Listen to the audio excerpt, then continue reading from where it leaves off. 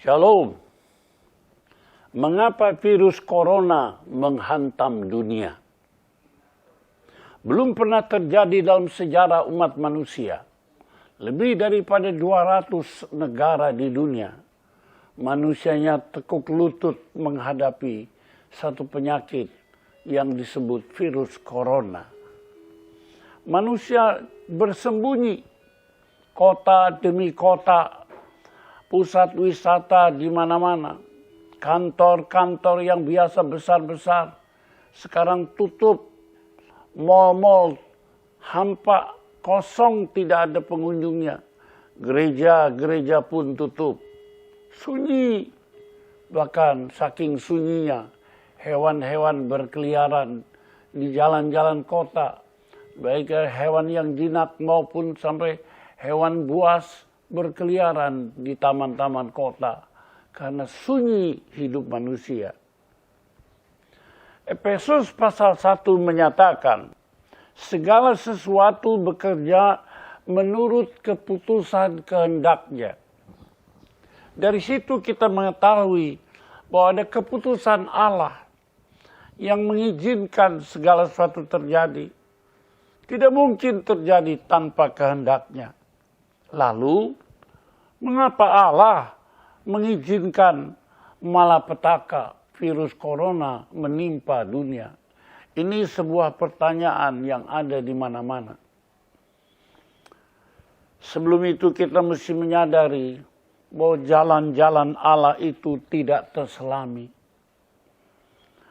Kita bisa membaca dalam Mazmur 40 ayat yang ke-6.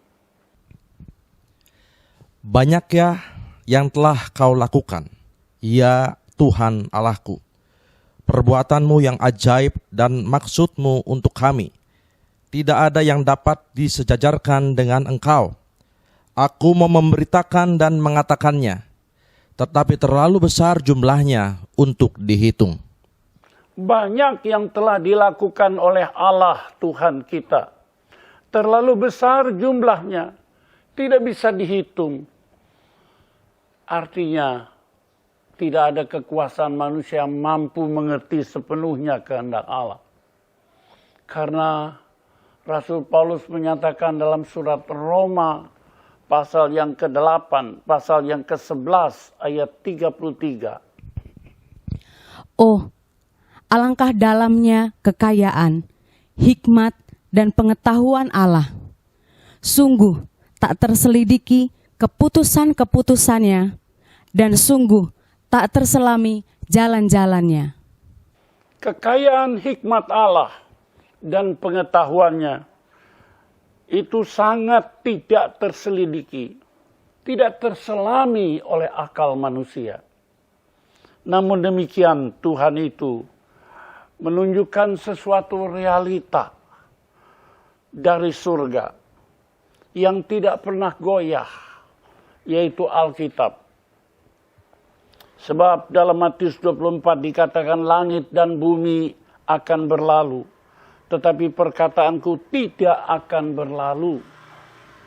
Karena itu tugas kita manusia adalah menyelidiki firman Allah melalui Alkitab itu. Meski kita tidak tahu sepenuhnya, namun Ulangan 29 ayat yang ke-29 menyatakan demikian. Hal-hal yang tersembunyi ialah bagi Tuhan Allah kita, tetapi hal-hal yang dinyatakan ialah bagi kita dan bagi anak-anak kita sampai selama-lamanya, supaya kita melakukan segala perkataan hukum Taurat ini. Jadi ada bagian yang tersembunyi yang tidak mungkin dimengerti manusia. Tapi bagian yang diizinkan Allah dinyatakan kepada manusia, sampai kita dan anak cucu kita melakukannya, mentaatinya, itu kehendak Allah dalam kita. Kalau kita menyaksikan pertama kali Allah menciptakan manusia Adam dan Hawa, itu bukan saja makhluk daging, tapi ada makhluk roh. Dia suci, dia sempurna. Karena itu dia tempatkan di taman yang indah, yaitu Taman Eden. Tapi sejarah manusia dinyatakan bahwa Adam dan Hawa jatuh ke dalam dosa. Dia membelakangi Allah. Dia tidak peduli kepada Allah. Dan itu sebabnya maka manusia itu terhukum atas pemberontakan yang ada di dalam hatinya. Dan manusia itu dihukum untuk diusir keluar dari Taman Eden. Lalu kemudian manusia itu menjadi mutlak menjadi makhluk daging. Kalau mereka makhluk daging, mereka tidak punya kepekaan tentang roh. Karena itu Allah tidak bisa menindak manusia dalam ukuran roh. Jadi apa yang dikatakan diolah oleh Allah adalah Allah menjatuhkan atas manusia itu hukuman pemberontakan itu dalam bentuk kesakitan fisik, daging penderitaannya. Sebab rohnya tidak hidup lagi. Yang dirasakan makhluk daging itu hanyalah daging tubuh manusia. Karena itulah Allah menghukum bagian fisik manusia. Perhatikan dalam Kejadian itu dikatakan, terkutuklah tanah dengan bersusah payah. Artinya fisik mereka yang susah payah. Fisik mereka yang menderita. Engkau akan mencari rezekimu dengan bersusah payah. Sampai engkau kembali lagi menjadi tanah. Artinya hukuman itu atas daging, atas fisik manusia. Sampai dia mati. Mengapa Allah izinkan corona menghantam isi dunia ini?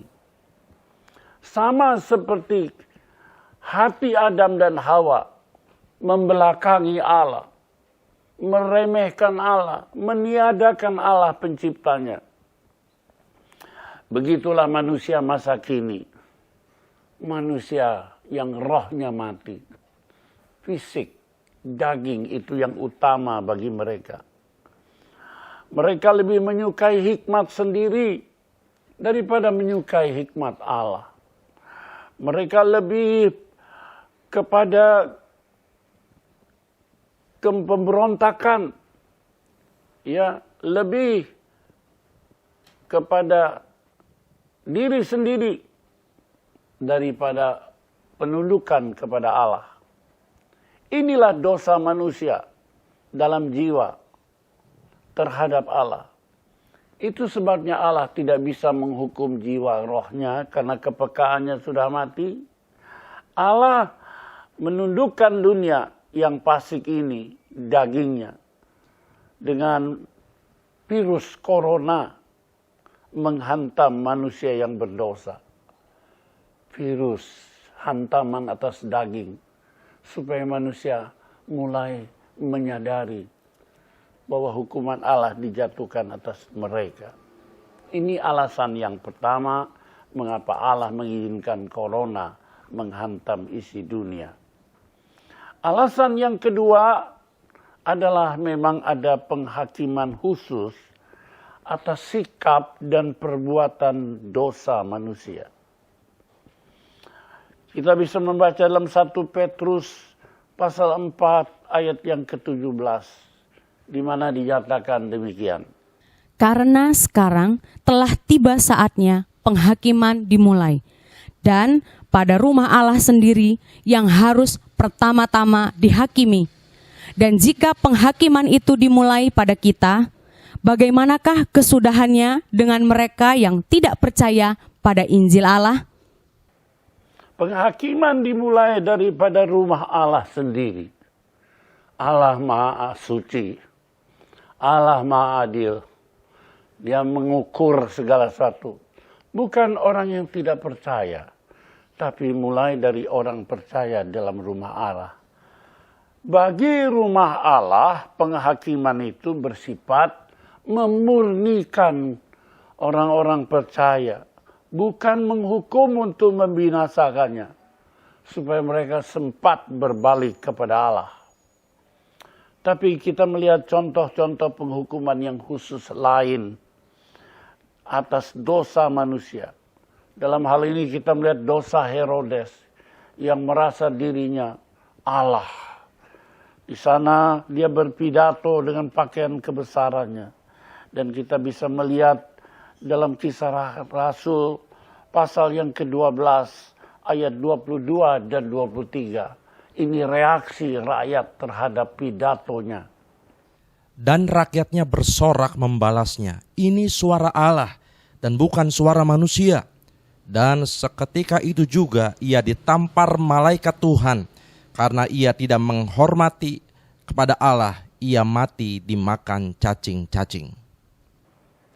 Orang menganggap Herodes itu Tuhannya, kekaisaran Romawi itu demikian. Nomor satu kaisar. Oleh sebab itu mereka anggap kaisar itu kayak Tuhannya. Tapi lihat, siapa yang melanggar firman Allah, merampas kemuliaan Allah, kontan Allah memberikan hukuman kepadanya. Dia mati seketika. Tidak sedikit pemimpin-pemimpin Kristen bila merasa berhasil dalam pelayanannya, merasa berhasil dalam kehidupannya, menjadi sombong. Namun tidak seketika itu Allah memberikan hukum, menyambar dia dengan hukuman. Karena apa? Itu semata-mata karena kesabaran dan belas kasihan Allah, supaya manusia diberi kesempatan untuk berbalik kepadanya. Tetapi ada juga manusia yang sudah beriman kepada Tuhan, kena kesengsaraan dunia begitu dahsyat. Bahkan kena sakit corona, menghantam hidupnya, bahkan keluarganya. Tuhan mengajar orang yang dikasihinya, seperti yang tercatat dalam Ibrani pasal 11 ayat yang ke-6. Karena Tuhan menghajar orang yang dikasihinya, dan ia menyesah orang yang diakuinya sebagai anak. Jadi alasan kedua mengapa Allah izinkan corona itu menghantam dunia, bahkan juga kena pada orang percaya, adalah supaya kita ini disadarkan. Sebab kalau Tuhan menghajar orang percaya dengan kesengsaraan atau penyakit corona itu, Allah ingin menyelamatkan orang itu. Mungkin dia mati, mungkin dia diterkam penyakit itu, tapi Tuhan menyelamatkan jiwanya. Sehingga dia bukan terhukum binasa seperti hukuman terhadap Herodes. Alasan yang ketiga mengapa Allah izinkan corona menghantam manusia di dunia ini adalah virus corona merupakan trompet peringatan Allah, alarm, untuk membangunkan manusia agar hidup, siap untuk menyambut kedatangannya yang kedua kali. Matius pasal 25 ayat 31 sampai 32 menyatakan, apabila Anak Manusia datang dalam kemuliaannya dan semua malaikat bersama-sama dengan Dia, maka ia akan bersemayam di atas tahta kemuliaannya. Lalu semua bangsa akan dikumpulkan di hadapannya, dan ia akan memisahkan mereka seorang daripada seorang, sama seperti gembala memisahkan domba dari kambing. Pertanyaannya, adakah kita hidup seperti domba-domba yang taat, yang tunduk kepada gembalanya?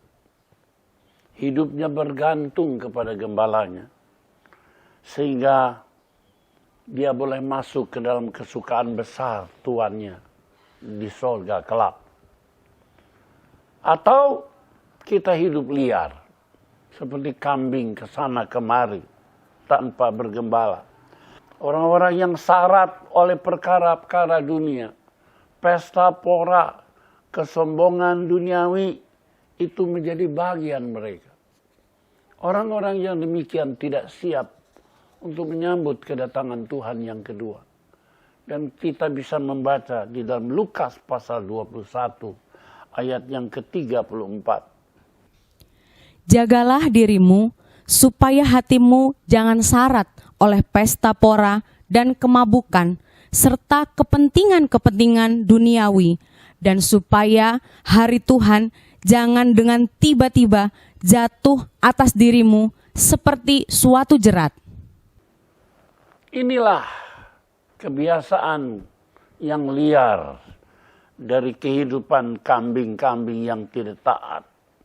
Di sini dikatakan jangan sampai mereka itu pada saat kedatangan Tuhan yang kedua itu merupakan satu hukuman dan akhirnya mereka dibuang. Ini yang harus kita siap. Apakah kita seperti domba yang siap? Ataukah kita seperti kambing yang liar? Pada akhir zaman keduanya dipisahkan. Yang satu untuk hidup bersama Tuhan kekal. Selamat-lamat ya. Tapi yang lain kambing-kambing itu akan terhukum kekal selama-lamanya pula. Oleh karena itu mari dalam hidup kita. Minggu yang lalu kita tahu bahwa kita mengalami kenaikan Tuhan ke surga. Kenaikan Tuhan ke surga itu membuat Roh Kudus turun. Tuhan naik, Roh Kudus turun, penggantinya. Jadi kita mesti hidup di dalam Roh Kudus. Supaya kita boleh menjadi penerus tangan-tangan Allah. Untuk pergi memberitakan Injil. Kemana saja kepada seluruh bangsa di bumi. Dan kalau kita sudah selesai melakukan itu, maka bagian ketiga Tuhan menyediakan tempat. Di dalam rumah Bapakku ada banyak tempat. Aku pergi ke sana untuk menyediakan tempat bagimu. Dan kalau aku sudah pergi, aku akan datang kembali menjemput kamu. Oh, tugas yang pertama Roh Kudus diam dalam kita. Dia menuntun kita kepada segala kebenaran. Dia juga memberi kekuatan dan kuasa untuk kita melanjutkan tugas Yesus. Jadi dia pergi supaya bukan dia saja menerima pahala dari Tuhan, menyenangkan hati Allah, tapi kita diberi kesempatan untuk menjadi kekasih-kekasih Allah, menyenangkan hati Bapa di surga. Sehingga akhirnya kita mendapat hidup bersama dia kekal di rumah Bapa di surga.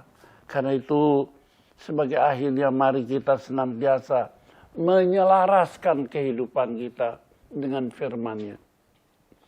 Dan bukan saja menyelaraskan hidup kita dengan firman-Nya, tapi berusaha mentaati, menyelaraskan hidup kita dengan bisikan Roh Kudus sepanjang kehidupan kita. Supaya pada saat kedatangan Tuhan yang kedua, kita mendengar sangkakala Allah ditiup. Kita melihat Tuhan Yesus datang, malaikat-malaikat mengikutinya. Pada waktu itu kita terangkat bersama dia ke surga. Lalu kita hidup bersama dia di dalam rumah Bapa kekal selama-lamanya. Kiranya anugerah Allah dalam kita sekalian. Amin.